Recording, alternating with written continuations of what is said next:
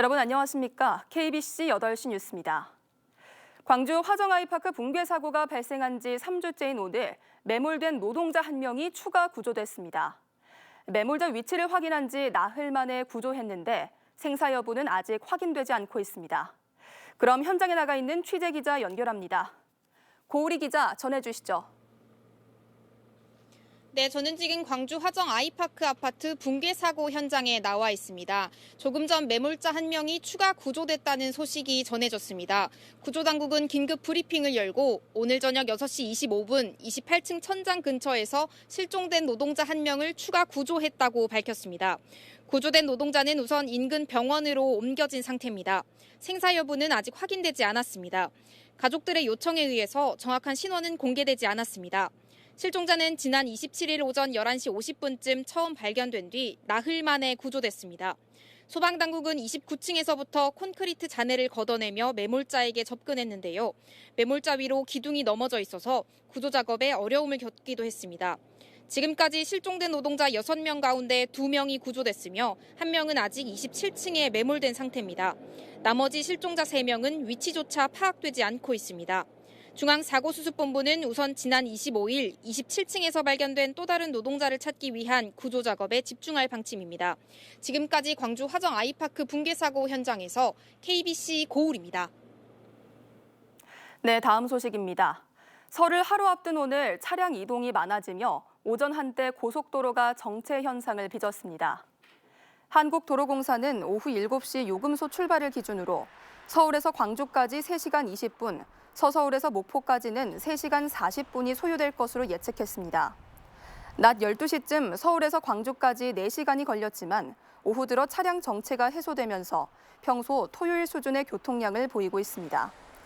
오늘 하루 18만 518대가 광주 전남으로 들어왔으며 18만 662대가 빠져나갔습니다. 도로공사는 오늘 자정까지 31만 2천여 대가 광주 전남 지역으로 들어올 것으로 내다봤습니다. 차량 정체는 귀성과 귀경, 성묘 행렬이 겹치는 내일 오후 절정에 달할 것으로 예상됩니다. 광주와 전남에서 코로나19 확산세가 지속되면서 오늘도 700명 가까운 확진자가 발생했습니다. 오늘 광주와 전남 코로나19 확진자는 각각 482명과 198명 등 모두 674명으로 집계됐으며 지난 27일 이후 처음으로 700명대 아래로 내려갔습니다. 광주에서는 요양시설과 31사단에서 집단 감염이 속출했으며 확진자는 473명에 달했습니다. 전남에서는 목포 34명, 나주 24명, 여수 18명 등으로 가족이나 직장 동료, 지인 간 접촉으로 확진된 사례가 많았습니다. 유네스코 세계 자연유산으로 등재된 전남의 갯벌이 글로벌 관광 상품으로 거듭날 것으로 보입니다.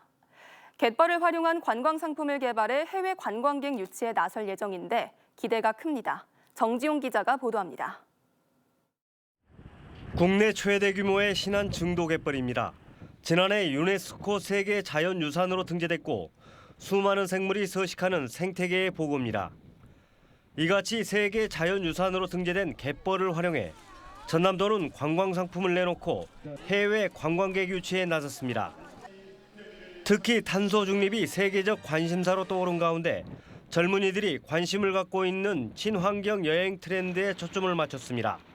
한국의 어떤 친환경 관광 상품에 대한 것과 좀 더 선진화된 그런 관광 상품으로 이어질 수 있는 좀 계기가 되지 않을까라는. 국내 대형 여행업체와 협력해 갯벌 체험과 친환경 밥상 등 체류형 상품을 개발했습니다. 국내 거주 외국인을 우선 유치하고 향후 코로나19의 빗장이 풀릴 때를 대비해 글로벌 마케팅을 강화할 계획입니다. 갯벌 여행이 전남의 여행의 컨셉을 좀 확실해져서 해외 쪽에서 관심이 좀 높아지지 않을까라고 생각했습니다. 네.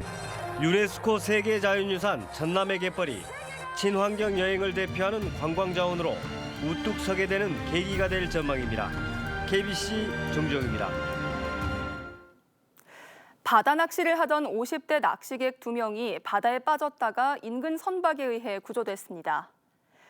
여수해양경찰서는 오늘 오전 10시 50분쯤 여수시 돌산읍 작금항 인근 바다에서 낚시를 하던 50대 남성과 여성이 바다에 빠졌다가 곧바로 인근에서 낚시를 하던 다른 선박이 발견해 이들을 구조했다고 밝혔습니다.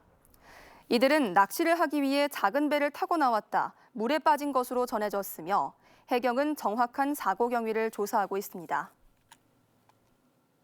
새벽 시간대 화재가 잇따랐습니다. 오늘 새벽 3시 40분쯤 담양군 고서면의 한 야산에서 불이 나 대나무 숲 200제곱미터가 타고 1시간 20여 분 만에 진화됐습니다.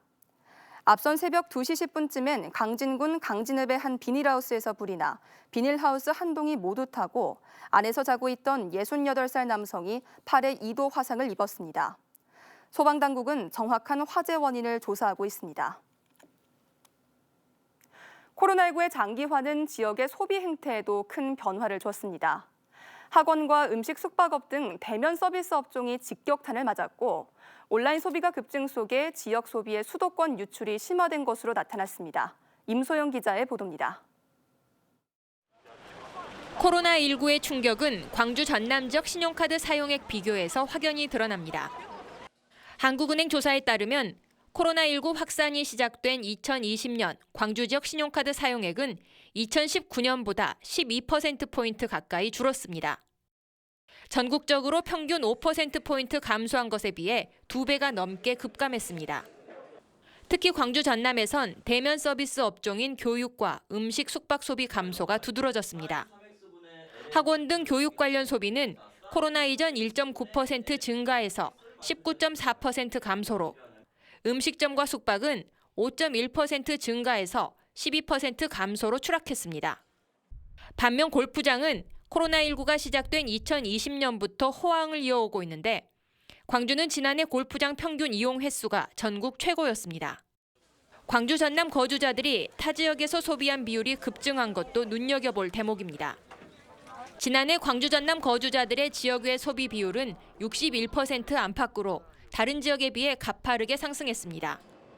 광주에 사는 사람이 광주에서 소비한 비중은 코로나 이전 45%에서 지난해 39%로 줄어든 반면에 수도권에서의 소비가 50%를 넘어섰습니다. 비대면 온라인 소비가 늘면서 온라인 플랫폼 본사가 있는 수도권으로 지역의 소비가 유출된 것으로 분석됐습니다. 온라인 소비가 확대되는 것들에 대응하여서 지역 내 사업자들이 온라인 사업 부문을 강화할 수 있는 다양한 플랫폼을 마련해서 역내 소비가 확대될 수 있는 환경을 조성할 필요가 있겠다고 생각이 됩니다. 코로나19 시대 비대면과 방역으로 인한 소비 행태 변화에 맞춘 실질적이고 발빠른 지역 밀착형 해법이 시급합니다. KBC 임소영입니다.